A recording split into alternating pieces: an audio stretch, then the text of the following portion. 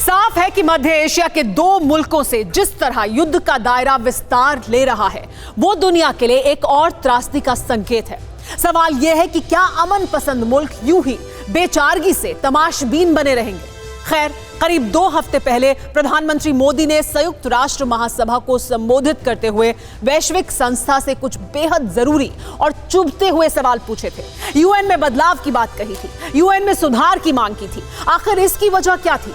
इन सवालों का जवाब इस रिपोर्ट में विस्तार से समझिए। अंबर से टकराती ये आवाज पाकिस्तानियों की है, पाकिस्तानियों के लिए है, पाकिस्तानियों के खिलाफ है। तख्त पर बैठे कठपुतली सुल्तान इमरान खान के खिलाफ है। इमरान को अपने इशारों पर नचाने वाले बाजवा के विरुद्ध है। ये पाकिस्तान को तोड़ने वाली बुलंद आवाज है।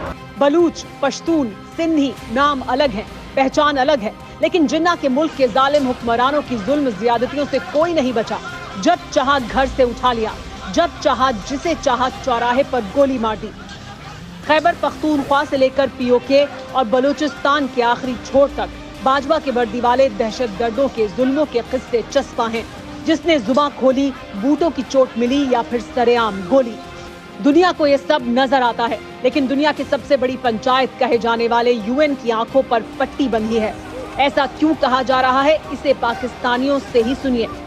पाकिस्तानी चैनलों पर जो तबसरा हो रहा है, उसका हिंदी में लब्बो लुबाव इतना है कि पाकिस्तान एक बार फिर से संयुक्त राष्ट्र मानवाधिकार परिषद का सदस्य बन गया है। संयुक्त राष्ट्र महासभा में गुप्त मतदान में पाकिस्तान को 191 में से 169 वोट मिले। पाकिस्तान के साथ ही शिंजियांग में उइगर मुसलमानों पर जुल्म की अंतहीन दास्तां लिखने वाले चीन को भी यूएन मानवाधिकार काउंसिल का सदस्य बनाया गया है। इन 2 तस्वीरों को देखिए और खुद सोचिए, क्या चीन और पाकिस्तान मानवाधिकार परिषद के सदस्य बनने के काबिल हैं?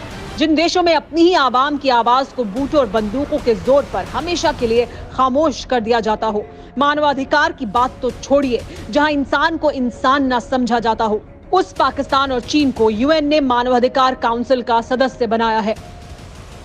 पाकिस्तान के पाप अपनी ही सरहद तक सीमित नहीं है। आर्मेनिया में बेगुनाहों के रिश्ते लहू से भी जिन्ना के वारिसों के हाथ रंगे हुए हैं। पाकिस्तान की फौज ही नहीं, बाजवा के पाले पोसे सपोले भी नागोर्नो काराबाख में बेगुनाहों पर बारूद बरसा रहे हैं। इसीलिए तुर्की पर जिस दिन मेड इन मॉस्को मिसाइल वज्र बनकर गिरेगी, उसी दिन पाकिस्तान के वजूद के मिटने की तारीख भी तय हो जाएगी। न्यूज़ टॉप 9 रोज सुबह 7 बजे और शाम 7 बजे सिर्फ TV9 भारतवर्ष पर।